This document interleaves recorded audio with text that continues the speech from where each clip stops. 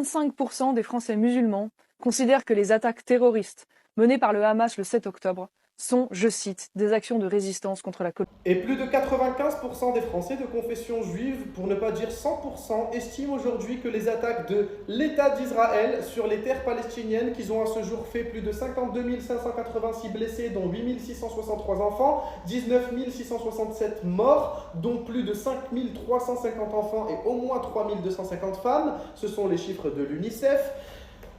Donc plus de 95% des Français de confession juive, pour ne pas dire 100%, estiment que ces attaques sont de la légitime défense. Mais peut-on réellement parler de légitime défense quand nous sommes sur les terres d'autrui, quand nous colonisons un peuple que nous sommes en train d'opprimer, de tuer, de massacrer depuis maintenant plus de 70 ans? Mais c'est connu depuis la nuit des temps, l'histoire est toujours racontée par les vainqueurs. C'est pour ça aujourd'hui qu'on vous raconte que les Palestiniens sont des méchants et que les Israéliens sont des gentils. C'est tout simplement parce qu'Israël est en train de mener le combat actuellement, soutenu par ses alliés américains, par ses alliés français, qui ne les soutiennent que par pur intérêt géopolitique et financier. On a bousillé le peu d'humanité qu'il nous restait pour de l'argent et pour des intérêts géopolitiques.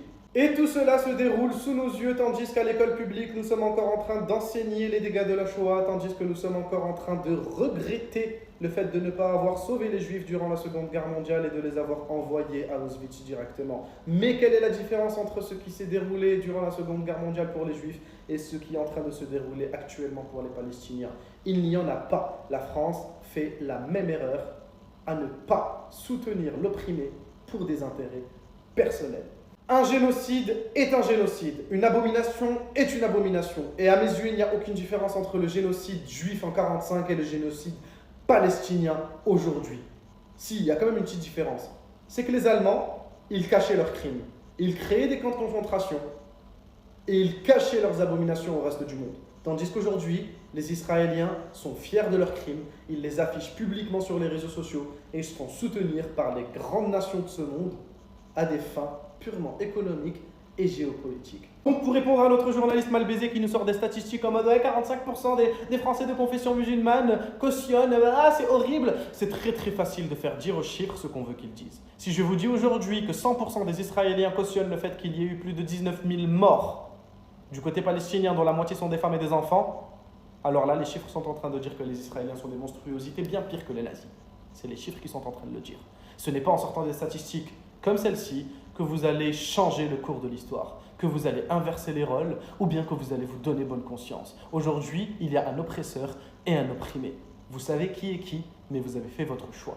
Pour ma part, vous pourrez vérifier mes dires en regardant ma vidéo épinglée sur mon TikTok. J'étais l'un des premiers à dénoncer les actes du Hamas. J'étais l'un des premiers à dire que les enfants, les femmes n'avaient rien à voir, qu'il ne fallait pas tuer des innocents, que même s'ils étaient israéliens, ils ne pouvaient pas mourir juste parce qu'ils étaient nés sur les mauvaises terres.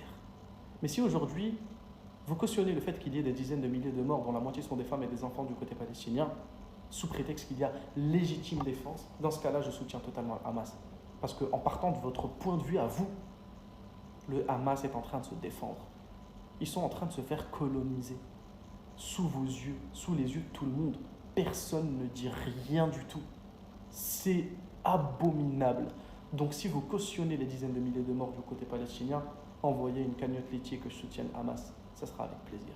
Je risque de me faire boycotter, je risque de perdre des contrats, je risque de perdre de l'argent. Il n'y a pas de souci.